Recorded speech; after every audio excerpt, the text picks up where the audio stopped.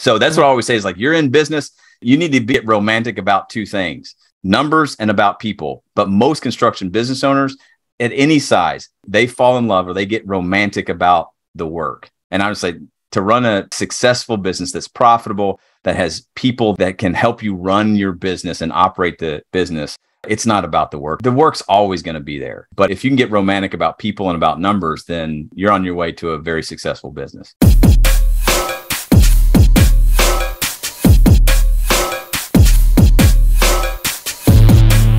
Hello, Profit First entrepreneurs and thought leaders. I am so excited. I have one of my fellow Profit First professionals here with me today, and we're going to talk construction.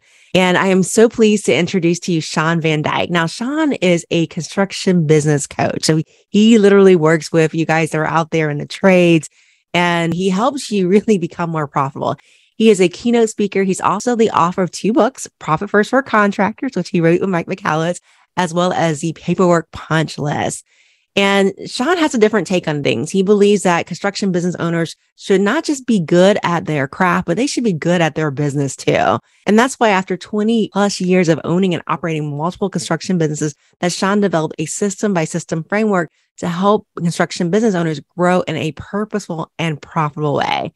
He now works with construction business owners, executives, as well as their managers all over the world, and he helps them stop losing profits and wasting time. He is the CEO of Built to Build Academy, which creates confidence construction business owners by providing operational systems so they make more money, streamline their business, as well as get their lives back. So join me in welcoming Shawn Van Dyke to the platform. Hey, Shawn, how are you doing today? I'm doing very, very well. Thanks, Susanne, for having me here. Well, I'm excited today to talk about construction because so many years, I mean, like right now you can't find one in the field, right? If you need to build a house. Yeah. So demand is out there, but at the same time, they're saying there's no people and supplies are hard to get. So this is a really relevant topic today to talk about. Yeah, I always said before, if you found a contractor and he was available, he or she was available, you got to ask yourself, well, why are they available? And now with the demand and supply issues and labor issues, if you can find a contractor that's available now, you got to ask yourself, especially now, why are they available now when everybody else is really booked up? So it's a little bit of crazy times we're living in. It's really good for contractors that have systems in place, but it's really, really scary for a lot that don't. They're just kind of reacting to whatever the world throws at them. And that's usually reacting to the urgent is a very unprofitable or at least an inefficient way to run a construction business. Oh, yeah, definitely. You know, I'm surprised like how many construction businesses have come to us for accounting and tax. And I'm like, you know, you're supposed to be having your most profitable year ever and you're like losing money. Like, how is that possible? Yeah. It's just a crazy time. Yeah, I find that a lot of construction business owners, and this is meant as a compliment, they're people pleasers. And that is one of the problems when it comes to the business side of it, because in running a business, not everything is going to go perfect, meaning schedules are going to change and contract documents change and change orders happen. And all of those changes lead to difficult conversations. And most contractors that I know just want to make people happy. They like to build things. They like to stand back. They don't need a lot of applause because they see the smile on their clients' faces when they realize like, yeah, I built that. And those difficult conversations around business, they avoid those because they think, oh, we'll just smooth it over. It'll be okay. We'll get paid at the end. Because even though that contractors can seem rough and tough on the exterior, I always say they're just big, soft teddy bears underneath, and they like to make people happy. But running a business, you can't always make people happy. And it's not even their fault. It's just the market and supply and other things. And so a lot of them will lose profits and run an inefficient business in order to keep people smiling. And I kind of had to give them permission to say, it's okay. It's a tough business. It's not going to be smiles all the time. That's why we say we want to create confident construction business owners, because when things go bad, confidence goes a long way to say, hey, this is really bad. Maybe it's our fault. Maybe it's not our fault, but we're in construction. There's almost nothing that can't be fixed, but those conversations can be really hard to have sometimes.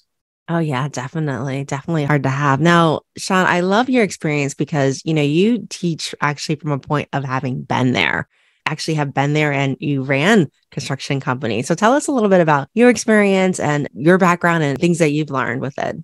Sure. Well, I'm a nerd at heart. So my background got started in engineering. So I got a couple of degrees in engineering, undergrad in civil engineering and a master's in structural engineering. and went that route for a few years after college. And then after being an engineer for, 5 or 6 years, I realized, well, I didn't really know how to build anything. And so I like to make fun of engineers, and I do that because I used to be one. So I thought, well, gosh, I want to get out in the field. I could read plans and design drawings and all that kind of stuff. But I really wanted to get my hands dirty and see how this stuff actually got built. So I always say that I left engineering, but technically I got laid off from the engineering firm I was working for, one of the downturns in the economy that happens. And then I found my way as a project manager for a large commercial firm. And that really put me out in the field to see how stuff was actually built. And I loved it. It was amazing. And I got to work around what I would say professional tradespeople, not necessarily folks that went to college, but the guys and gals that knew how to build stuff, and was really amazed at their talent and their ability. And I said, this is where I want to be. I want to be more out in the field. So did that for a couple of years. Then I went to work for a real estate developer as a construction manager. So I was traveling mainly the Midwest and the Southeast United States, building large retail commercial developments for a real estate developer. At that time, I had just been married and we had a couple of kids, and that job required me to go wherever the work was. So I was on the road for about 3 or 4 days a week. Absolutely loved it. But my wife was like, hey, we got a couple of kids here at home. We had a third on the way. She was like, I'm glad you enjoy your job, but you need to find something else to do. And I wouldn't have considered myself an entrepreneur at the time, but that's when I started my first business. It was in real estate development and construction management. I live here in Knoxville, Tennessee. So I started my first business in construction management and real estate development, and was helping develop properties in and around where I could be at home at night and not on the road. Then 2008 hit, and the bank stopped loaning monies to my clients, the developers. And so that quickly dried up. I had my contractor's license at that point. So I kind of pivoted and started a residential remodeling company and did that for several years. And then one of my trade contractors, my trim and millwork supplier, they're a very good friend of mine. We went to church together. His business was really blowing up. And he approached me and said, hey, Shawn, I need your advice on some business stuff. So we went out to lunch one day, and he said, hey, I think I need to hire somebody to come in and run my company. I'm not good at the business side of it. And what do you think about that? And I was like, yeah, you're right. You suck at the business side of it. When I get you and your guys on site, I don't have to worry about anything. You know exactly how to do the work, and it's beautiful. But the business side of it, yeah, you certainly need some help on. And I said, and it's okay if you're looking for my permission to do that. People do that all the time, and they're called CEOs or COOs or CFOs. Bring somebody in with business experience to run the business so you can focus on what you're good at, is running the guys and gals out in the field and putting the work in place. And he's like, oh, I'm so grateful to hear you say that. Why don't you do it? And I said, no, I've already got my own business. And then he was a really good salesman, and he convinced me to consider it. I said, all right. And I thought I'd call his bluff. I said, all right, here's the only way that I'll do it is I come in and I run the business, and you run the guys and gals out in the field, thinking that like he's not just going to turn his business over to me. And that moment, we were sitting at a booth in a restaurant. He pulled out of his little briefcase there a manila folder with just a bunch of random paper and said, okay, and slid it across the table, said, here's the business.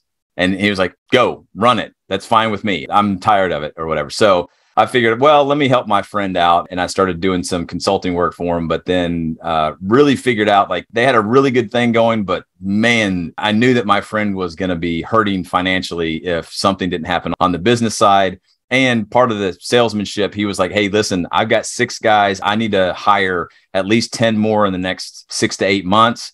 If I don't have some help doing that, all of this work that I have is going to put me out of business. So I came on there as the COO, and we just put our heads down. And for the next 3.5 years, we worked on that business.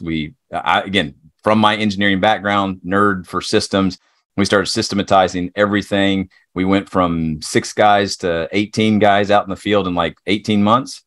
So pretty rapid growth, putting a lot of systems in place. And then after about 3.5 years, I realized that those systems that I had built for my business and now this other business, I kind of got the idea. I was like, I think that these will work for other construction businesses. So I left that job in 2016 and started doing what I'm doing now, which is coaching and mentoring other construction business owners. And so that's what we do. I'm a spreadsheet nerd. I'm a systems nerd. I believe that there's a system for everything in your business. And so that's what we do now is we coach construction business owners and managers on how to put systems in place and streamline their business. So that's kind of how I got here.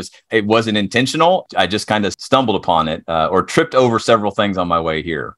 I love it. I absolutely love it. And the world needs a resource like that, right? They need systems in order to be profitable. It's interesting because construction, it's very, I don't know, almost like an illusion. Especially if you get into government contracting and things like that, you can easily see millions and not just millions, but like 30 million, 50 million, and we can keep on going with the millions. It's so delusional. And just because it's in the millions doesn't necessarily make it profitable, right? And I like to take this time right now, Shawn, to talk about why the top line doesn't really matter, right? Especially in construction. And in fact, I would argue the bigger the top line, potentially the lower you actually get to control, right? In terms of like actual profit margin. So let's talk about that, Shawn. Let's talk about that. Why does that happen? Yeah, I mean, especially in construction, I always say that construction is a cost-based business.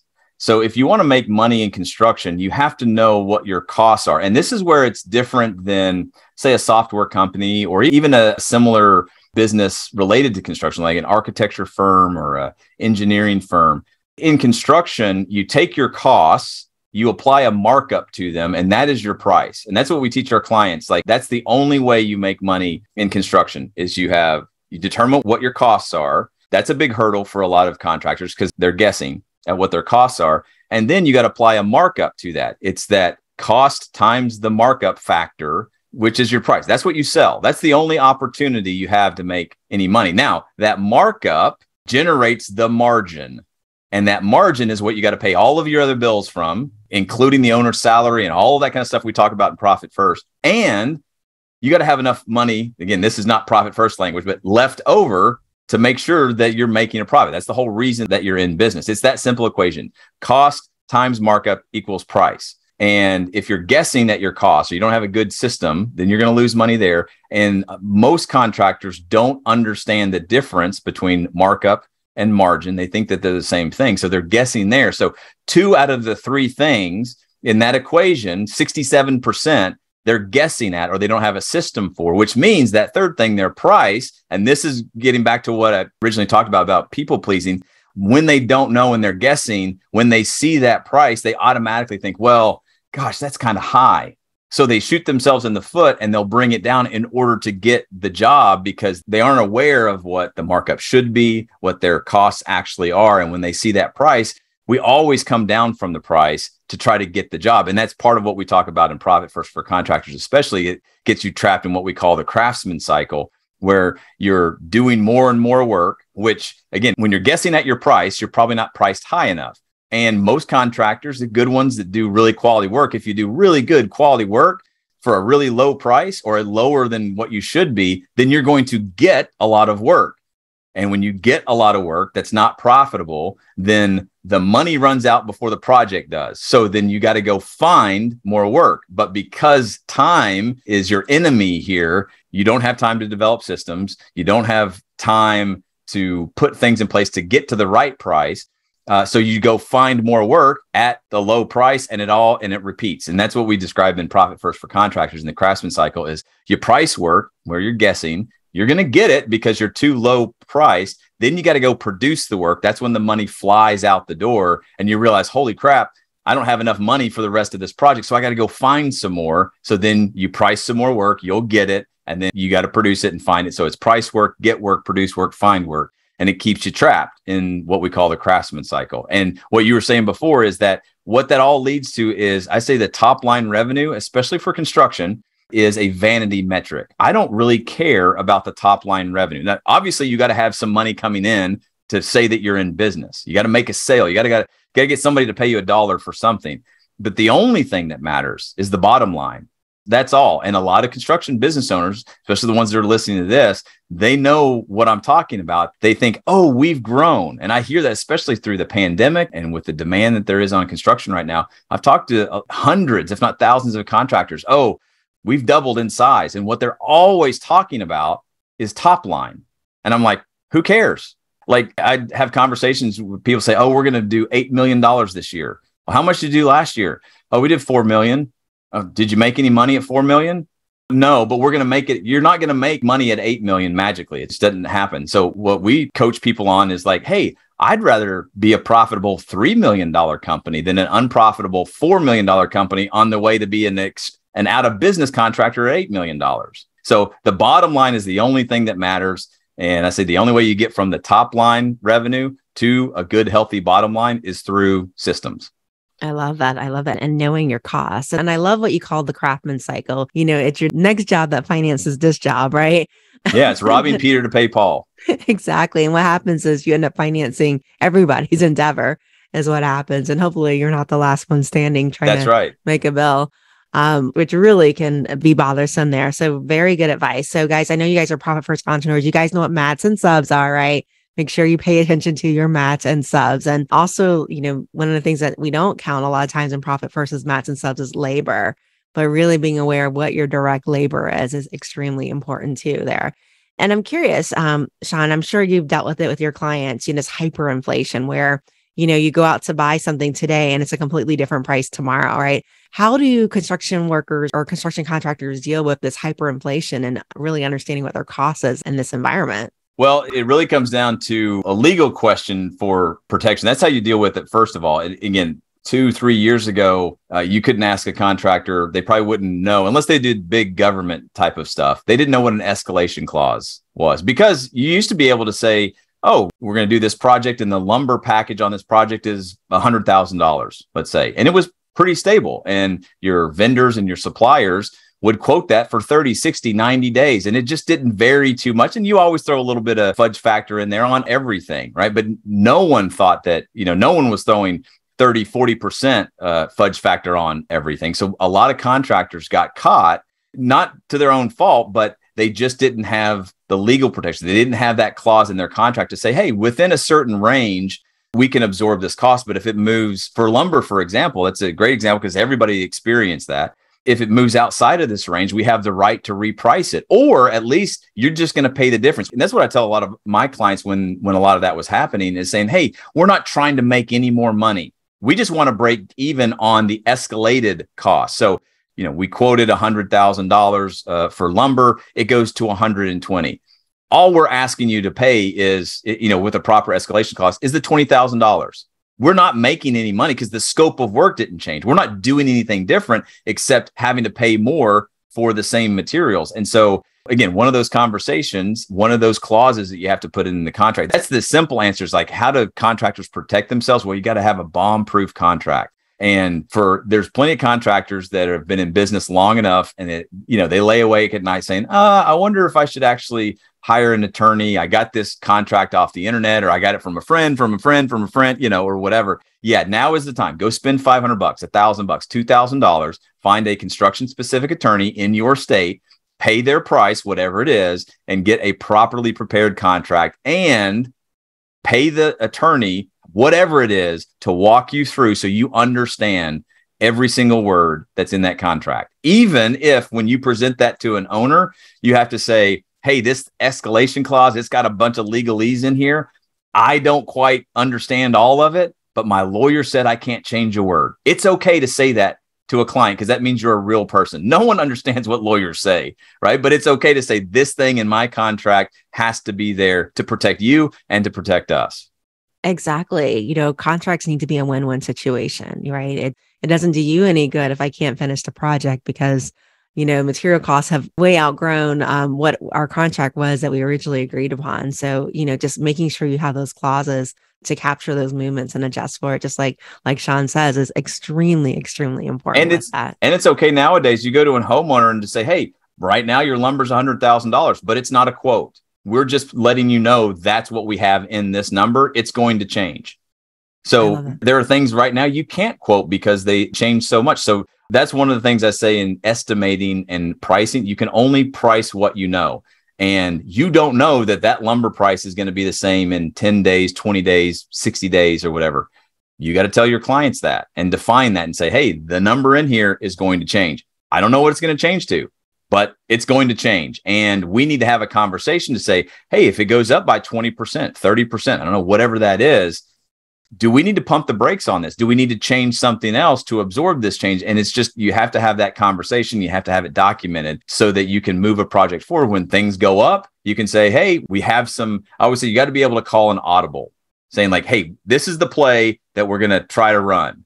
But when we get to, I use this all the time. When we get to the line here and the world has changed a little bit, what's our backup play? What are we going to cut out? What are we going to not include in part of this project? And you have to have those conversations with the contract owners so that you can move the project forward. I love it. Definitely. And I love how you said in the beginning, confidence is really what it comes down to. And not just confidence, but knowing that it's normal. Everybody is facing these issues, and I think a lot of business owners, especially in the trades too, right? We operate in a silo, right? Where we don't really know, like, is this normal? Am I like the only one that is like, not charging what it's costing because of pressure that's happening or a change order request that may be coming through? And, just like working with a coach like Shawn, who deals with this every day and he can normalize things for you. It really does give you confidence to really be able to step out and demand that you're treated fairly. Yeah. One of the questions I ask my clients all the time when we get started, we're talking numbers or whatever it is especially when it's like markup. Hey, okay, well, did you make any money last year? No, I don't think so. Okay, well, what's your markup? And they'll say something like, 20%. I'm like, okay, cool. Where'd you get that number? And they're like, well, that's just what somebody told me or whatever. And I was like, okay, that's somebody that told you. Are they a millionaire? Are they working 80 hours a week in their business? Have you ever seen them take a 2-week vacation with their family? Okay, I'm just saying that 20% is what I say is not enough. Now, I know you don't have to believe me, but like go back to your source and really consider the source. Do you want, and again, this gets a little personal, but this is a way to cut all of the bull crap to say, you probably don't want that person's life. You probably don't want their marriage. You don't want their relationship with their kids, and you don't want their stress level. But you're willing to say, well, 20%, that's what somebody that's been in business longer than me said to do. When the people that are actually successful, actually profitable, have a lifestyle and a business and the type of employees that you would want in your business, they'll tell you, like, you got to dig in. You got to figure out the math. And for some construction business owners, and it all depends, that markup might be 50%. But man, all they ever hear is 20%. How can you charge that? And that's what I tell people all the time. Like, listen, you can disagree with my business strategies and my tactics. I get that. But one thing you can't argue with me on is the math, because I didn't invent it. God did, and he's not changing it. So that's one of the things that we cut to the foundation. The math is going to tell you exactly what you need to do in your business. Now, it gets confusing, and no offense to CPAs out there, but the math of your business is different than the accounting, which is different than the cash flow. But from a contractor's perspective, it all has dollar signs associated with it. So I think, oh, well, it's all the same. So they might get some advice from a CPA that has to do with accounting, but it may not be good business advice. Like, your accountant is probably saving you some dollars on your tax liability. And that's one thing to consider, but it may be horrible business advice. And I talk about this in the book. So if anybody's offended by me saying this, don't worry, I've written it down. It's already out there. I've been offending CPAs for a long time with this. But for example, it's like, oh, hey, you're profitable on paper. You don't have any cash, but on paper, you're profitable. So you should go out and buy some equipment. You should go finance a truck. You should go do some things. And they're right. It will reduce their tax liability. But from a business standpoint, it's like, you don't have any money. You need to change the way you're operating your business. So, hey, maybe we have a little bit higher tax bill and we can give some advice as it relates to taxes, but let's incorporate that into the way you're operating your business. And that's what I love about the Profit First model, is like, it really helps make a very complex financial reporting and situation. It makes it simple. And people, when we, as you get it, you probably hear it all the time. It's like, wait a minute, is it that simple? It can't be effective if it's that simple. And I say, no, it is that effective because of its simplicity. Every dollar that comes into your business, some percentage of that has got to pay for your cost of goods sold. Some percentage has to pay for your expenses and your payroll. Some percentage of that has to pay for the owner's salary. So a dollar comes into the business. When you add up all of these percentages, if it's more than 100% or more than that dollar that came in, guess what? You got problems. But a previous time period, you made some money and it's sitting in the bank account. So you see that bank account, you're like, well, no, I'm profitable. And like, no. The way we look at it from accountant perspective, for example, January 1st to December 31st, there's bookends on that. You may have made $100 million the year before or whatever, but this year, that's the good thing about the accounting. We put some bookends on that and say, how are you operating now? What you did in the past, great. Maybe you repeat that, but a lot of contractors don't know that the money that's sitting in the bank account is not money from operating now. It's operating some other way, before the pandemic, or you could charge or operate your business in a different way. So that's really clarifying for a lot of contractors, is that the profit first is how to view and behave towards your money. Once you get the behavior towards your money in the right way, then I think it makes the accountant's job a lot easier. Oh, yeah. I mean, I always tell people, I said, Profit First is a cash management system. It is not an accounting system. Stop That's right. making your accountant scream saying that you want the Profit First accounting system. There's no such thing. It's not a gap. Yeah, exactly. Yeah. So I love that conversation. It's interesting, Shawn, because a lot of times construction companies will come to us and, they think they're big, they're like, 2 million, 5 million, 10 million. And they're like, I want percentage completion method of accounting. And I'm like, maybe we just start out with job costing. IRS doesn't require it at this size. Why don't we just start with job costing? And then when you're legally required, get into construction percentage completion method or complete a contract or something to that effect. What are your thoughts about that?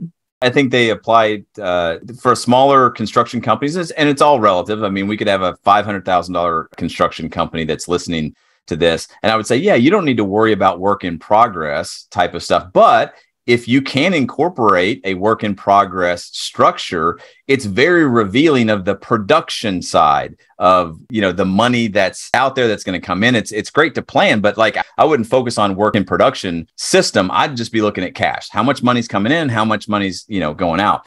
And then it just depends on the complexity of the business. But like you said, hey, if I'm legally required to do it, I think that that's a great thing, because it's one of those barriers to entry, meaning that you have to have a certain level of sophistication in order to do certain jobs and certain types. So it forces construction business owners to go get some of these systems in place, even if they don't understand them. But in general, I'm always going to start, I don't care what size of the business, 500,000 or 50 million, what they're legally required to do or what their contract, for work in progress, it's a little bit more complicated. I'm still always going to start with, hey, let's look at money in and money out. That's going to tell the real story. All of the rest of the stuff is, I don't want to say accounting trickery, but it's just accounting systems to reveal something else. But do we have enough money coming in and at a certain rate based on, what's going out? That's going to tell me a lot operationally about the business. And a lot of those companies that will say, oh yeah, well, we're a $50 million business, and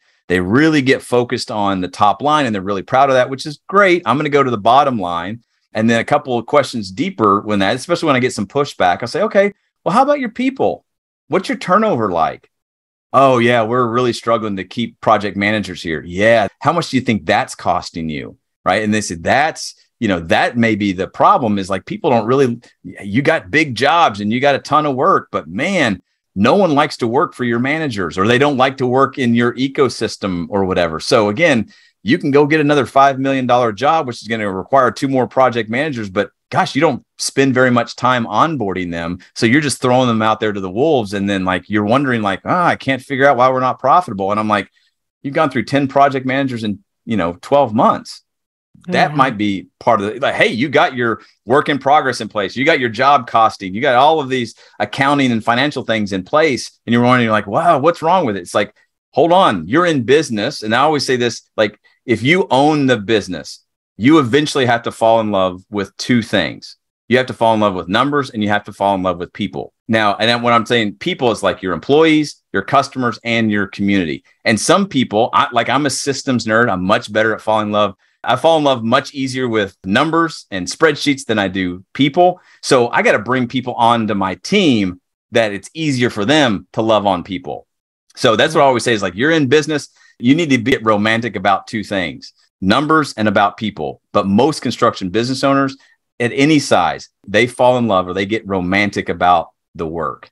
And I would say it's to run a successful business that's profitable, that has people that can help you run your business and operate the business. It's not about the work. The work's always going to be there. But if you can get romantic about people and about numbers, then you're on your way to a very successful business. Oh yeah, definitely. Because, that craftsman, right? That's what got you started, right? That got you leaving the man and going out on your own because, your work wasn't appreciated by the man. And now you get to do art for fun, but get paid for it, hopefully. But you're right, to have a scaling business, it's about the people at that point. And it's interesting that you say people because, the longer people are with you, the more profitable you get too, right? Because they get better with their jobs. So you do want to retain people and you do want them to stay longer with you. And if you got nice gross margins, you can hire happy people. That's right. That's right. I always say is when you own the business, your job is really staying ahead of your people. They're going to be looking for opportunities. They're either going to find opportunities with you or they will find opportunities with somebody else. And the people that stick around, if they're not searching for other opportunities with either internally or externally, those people are just watching the clock. They're just there to collect a paycheck. And it's very difficult to grow with people that aren't in search of opportunities. You guys don't want any quiet quitters. That's avoid the quiet quitters. Right. Let's get people that are engaged and let's keep them engaged. Now, Shawn, you bring up a good point when we talk about the people. For the last 2 years, I have heard from construction companies and tradesmen, they can't find people anywhere. Everybody's went to college, everyone went for a degree, everybody wants to become an accountant now.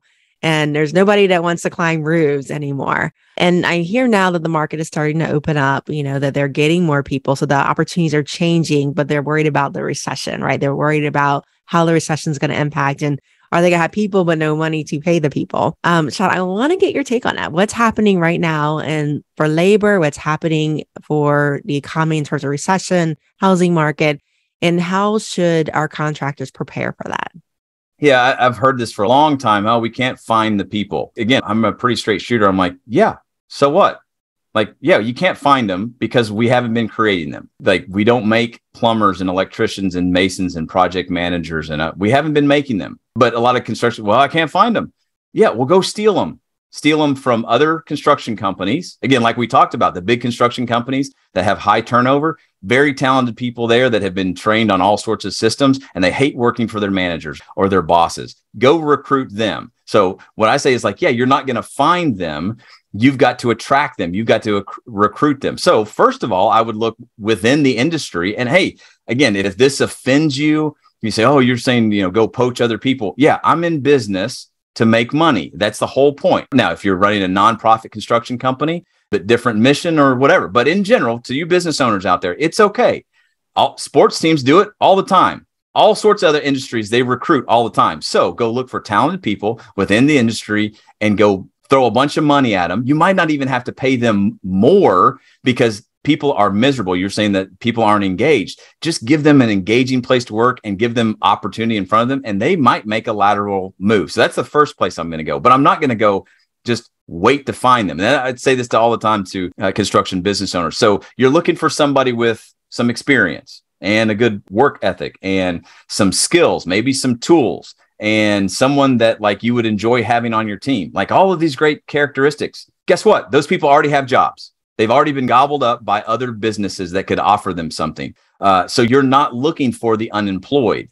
You're looking for the employed. The employed already have a job. They're already in a culture. They might have some benefits. So figure out what it is they don't have and go make that in your company, and you'll pull some people to your company. So that's first. Look within the industry and go recruit them. Gallup does a study of workforce engagement every year, and it's like only 33% of employees across all industries in the United States are what they call engaged. 67% of most people in the United States that are working jobs are what they call disengaged. So go out there and offer them an opportunity. That's number one. Number two is recruit from outside the industry. Everybody thinks that like, oh, well, they don't have any, experience in construction. They got to have experience in construction. That's the only way we make money. And I'm like, no, there's some really talented people. And I was saying this too at the beginning of the pandemic, like people that work in restaurants or hospitality. Those industries were devastated by the pandemic. And the company I used to work for, the trim and millwork company here, the owner there says, he's got a famous quote that he says, I've never had an owner issue with anybody that came from the food service industry. What he's saying there is like those people, servers, people that work in hotels, like they're trained on customer service. They may not know anything about carpentry or concrete or whatever, but they know when to shut up, when to smile, and how to serve people in general. And if you get a team full of those kind of people, guess what? You're not going to have awkward conversations about change orders and all of this kind of stuff, because you got people on your team. Yeah, they may not have any technical skills as it comes to construction, but they got people skills, and you can build upon that. So first of all, recruit from within the industry. Go look at your competition and go offer those people something better to come work for you. If you say, well, I don't know what really we have to offer, well, then that's the job. Go figure that out. And then second, recruit from outside the industry and look at people's character, their competency, and their chemistry, and go find people that love other people, that like to work hard, and then just teach them. Because again, if you're waiting for society to do it, society ain't going to do it. So you've got to train them yourselves. I love that. That's such really good, juicy morsels there. I feel like sometimes as employers, no matter what industry you're in, we get stuck in this cycle of, I'm looking for this perfect person, like almost like I can order them from Amazon, like they just come prepackaged with everything I want. And we live in an economy now where people are being retooled constantly every single day. And it's about finding what industries are similar, what qualities do they have that I can retool you and you're going to love this business, right? And I also love what you said, Shawn, about becoming an employer of choice, meaning that if you can't say, why should I work for company A versus your company, you need to figure that out. Just like you said, why, what makes you unique and special, and why would somebody want to leave that job, right? That's obviously an A player to come work for your company, and really figuring out and honing in. So very, very good, juicy morsels there with that. Now, Shawn, in terms of the upcoming recession, I think everyone's kind of in that pins and needles of what is coming and what might happen. And it's a very unfair question for you, Shawn, for us to even put this on you. But I'm curious, what are your thoughts about preparing for that from a construction standpoint? Yeah, I get this question a lot because, recessions happen. They're just as cyclical. And if you look over, historically, again, I'm not an economist, so any of this stuff that I say is probably wrong. So don't comment about how wrong I am. But in general, like recessions happen, every 7 to 10 years. Like it's nothing new, but I think that we get so used to the good times and the peaks that we forget, on the other side of that is always going to be a valley. And when people ask, well, what do I do to help during the recession? I'm like, well, what's your message? Are you marketing out there? Do you have a way to generate leads? Are people seeking out your company? Because in a recession, people with a lot of money, they take advantage of that. They buy a lot more. Their spending power is a lot more because they're dealing with cash or they're dealing with wealth. And it's like, if you wait until the recession hits to start forming relationships, it's already too late. Those relationships with the kind of clients that you want were made years ago. Here's how I answer that question. Well, what do we do in the recession? Whatever you do, whether it's, I always say with marketing and establishing relationships and building out systems, but whatever you feel like you need to do out of desperation, that's probably the stuff you should be doing anyway. So once the recession hits, if you haven't done any of that stuff, it's going to be pretty difficult. Just remember, when the recession is over, and it will end and things shift back the other way, don't forget those quiet moments of desperation and do those things out of obligation.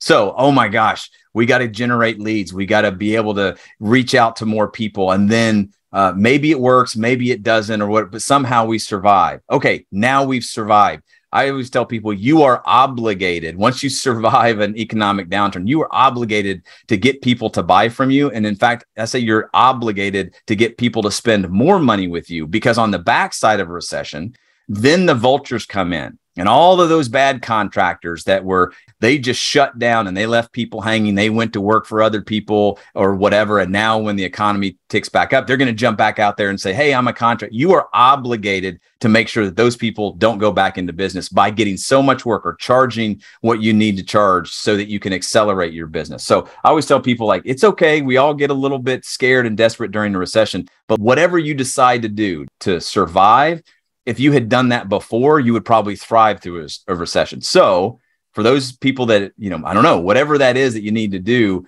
just head down, charge as much as you can charge and get through it. But remember, always fill the pipeline. Always keep filling the pipeline. Because if you get that system in place, then the next recession, the next dip in the economy, the next, whatever, you've got those things in place. You've got those relationships established and you've got the systems built so that you don't have to act out of desperation. You can actually accelerate through a recession. There'll be plenty of construction companies that accelerate. They're looking forward to recession because it's going to put a lot of other contractors who are too low priced anyway, aren't doing quality work. It's going to put them out of business, and they're going to be there standing on firm financial, lots of cash in the bank, and they're going to actually spend more money on marketing. They're going to spend more. And then you want to talk about the availability of people. There's going to be a lot of people available if a recession hits, especially in construction. And a lot of companies are actually going to accelerate during that. Not all of them, but the ones that have got the things in place beforehand. I love that. I love that. And, one of the things that I see about any industry, construction or not, quality and brand carry through even in the midst of a recession. There's still the ability to charge a premium because there are certain people that will buy a custom home, right? Or they'll buy custom work. And they're not going to reduce their quality. And these people sometimes have had cash that's built up and they're looking for those good deals. So, and good deal is in the eye of the beholder, really. So, keep that quality going, even in the midst of recession is going to be really important from that standpoint too. And of course, I'm going to echo Shawn there with my favorite British quote, carry on, you just carry on, right? Yeah. And that's how you make it through a recession. So, very, very great advice. And now, Shawn, I know that you have dropped so many juicy morsels. I feel like my listeners, my contractors have pulled off to the side of the road now and they're like desperately writing, trying to get in all your morsels. And I'm going to give a shout out to Shawn before I ask him for his favorite piece of advice. His book is brilliance. Profit First for Contractors, absolute brilliance. It was one of the first derivatives that came out. You can tell that he poured his life story in it. You definitely do not want to miss this book. There's so many juicy morsels that are in that book. But Shawn, as we close out today, I do want to ask you if you could leave our viewers and our listeners with one piece of advice. It can be personal, it can be business. What would that piece of advice be? Yeah. And again, understand this is coming from a systems nerd. This is what I do day in and day out. The piece of advice is you have to systematize your business in order to grow it. And again, we're not talking the top line, we're talking bottom line here. The problem with creating systems is that I always say it's like you're looking down range and you're trying to find the target. So you got to define where that target is. That is the definition of, what system we need to create. But because we're looking downrange, it's a little bit fuzzy, and the future is always a little bit fuzzy. And I always tell people, don't forget the most important thing in building any system is doing step one. So we look downrange. I want to have a job costing system. I need a cash flow system. I need a better hiring system. And the outcome of this is going to help do whatever for my business. Okay. But then we focus on the details downrange and they're a little bit fuzzy. We have an idea where the target is. But starting with step one, whatever that thing is, we'll talk profit first. Sometimes go open the profit account. Just do step one, just one simple thing. A lot of times we forget or we skip over step one because that's not as important as the big goal of that system. So I always say the secret to systematizing your business is executing on as many step ones as possible. You do step one, then step two becomes the next step one, and it just repeats itself. I love that. Focus on step one. Focus on step one. Create that profit account. Focus on step one. And for your accountant, they'll be happy with the tax account. But yeah, exactly. But definitely just focus on the step one. I love that. Every day is step one with that. Every day step one. Now, you guys know, Profit First entrepreneurs, I am a big fan of getting into the room. And there is a lot of knowledge when you get into the room and a lot of normalization that happens. And so, Shawn, how do our viewers and listeners contact you? How do they get in the room to work with you and learn more?